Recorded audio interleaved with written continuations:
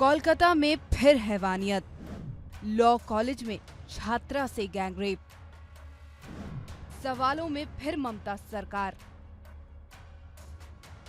कोलकाता में एक बार फिर जघन्य अपराध हुआ है।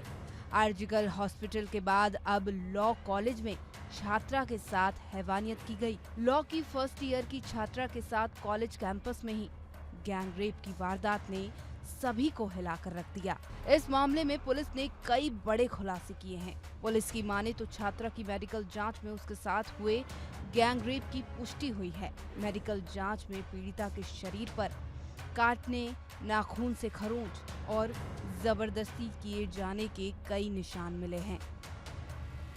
पुलिस ने अभी तक इस मामले में 3 आरोपियों को गिरफ्तार किया है। बताया जा रहा है कि इन आरोपियों में कॉलेज का पूर्व छात्र भी शामिल है। पुलिस की जांच में पता चला है कि एक और आरोपी ने पीड़िता को पहले शादी का प्रपोजल दिया था। जब पीड़िता ने उसे मना कर दिया तो आरोपी ने उसके साथ दुष्कर्म की वारदात को अंजाम दिया। पुलिस की माने तो मुख्य आरोपी कॉलेज का पूर्व छात्र और एक प्रैक्टिसिंग क्रिमिनल लॉयर है। रेप के दौरान आरोपी के 2 सहयोगी बाहर पहरा दे रहे थे। आरोपियों में मनोजीत मिश्रा, जैब अहमद और प्रमित मुखर्जी शामिल है। मनोजीत मुख्य आरोपी है और कॉलेज का पूर्व छात्र है। बाकी के 2 कॉलेज के छात्र हैं। इस वारदात के सामने आने के बाद कोलकाता पुलिस कमिश्नर मनोज वर्मा और joint CP crime Rupesh Kumar ने खुद मौकाए वारदात का दौरा किया। इस बीच टीएमसी के सांसद कल्याण बनर्जी का इस मामले को लेकर अजीबोगरीब बयान सामने आया है। उनका कहना है कि अगर दोस्त ही रेप करने लग जाए तो हम क्या ही कर सकते हैं। নিরাপত্তা সবই রয়েছে, কিন্তু একজন বন্ধু যদি বান্ধবীকে রেপ করে তাহলে সেখানে নিরাপত্তা কি করে দেবে বলুন তো আমাকে। কলেজের ভেতরে যদি করে সেখানে পুলিশ থাকবে কলেজে। वहीं इस मामले पर सियासत भी शुरू हो गई है। पश्चिम बंगाल बीजेपी ने राज्य की ममता सरकार पर निशाना साधा है। बीजेपी का आरोप है कि मौजूदा सरकार के राज में महिलाओं के साथ होने वाले अपराध लगातार बढ़ रहे हैं। हालात बेकाबू हो गए हैं। पश्चिम बंगाल में महिलाएं खुद को सुरक्षित महसूस नहीं कर पा रही। बीजेपी ने मनोजीत के तृणमूल कांग्रेस के छात्र संगठन से जुड़े होने का दावा किया। वहीं टीएमसी का कहना है कि मनोजीत सक्रिय सदस्य नहीं है। वहीं इस वारदात के विरोध में बीजेपी युवा मोर्चा ने कस्बा थाने के बाहर प्रदर्शन किया।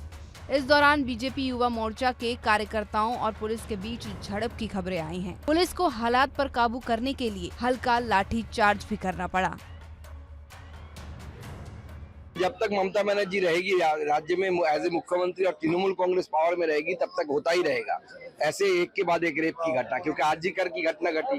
सारे घटनाओं में आप देखेंगे कि ममता बनर्जी ने हमेशा और उनकी सरकार ने कोशिश की है कि रेप की घटना को दबाने के लिए, दबाने का काम जब तक एक एडमिनिस्ट्रेटिव हेड करता रहेगा आपकी स्टेट में, तो उस स्टेट में एडमिनिस्ट्रेशन क्या रहेगा, या एडमिनिस्ट्रेशन का डर जो गुंडा है, जो बदमाश है, जो रेपिस्ट है, उनके दिमाग में है ही नहीं डर, क्योंकि जानते हैं ममता बनर्जी उनकी पार्टी है बचाने के लिए। 3-4 लोगों को जो एक्यूज है पकड़ा गया सारे तृणमूल से रिलेटेड है। तो तृणमूल तो मतलब खून, रेप, चोरी इन तीनों में एक्सपर्ट है। ये बहुत शर्म का बात है। कितना दिन हम शर्म का बात है बोले। लास्ट 2024 अगस्त में ये आरजीकर का घटना हुआ था। आज 1 साल हो गया और 1 साल में हम लोग क्या मना रहे हैं। हम लोग आरजीकर केस का और एक आरजीकर वाला केस जैसा ऐसा ही बना रहे हैं टीएमसी सरकार ने। एक के बाद एक महिला के ऊपर अत्याचार होते हैं।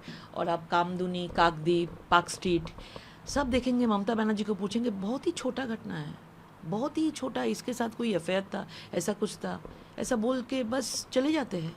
और इसमें जो रेपिस्ट है वो टीएमसी में होते हैं तो बस रेपिस्ट को लगता है कि हमारा तो कोई शास्ति नहीं होगा।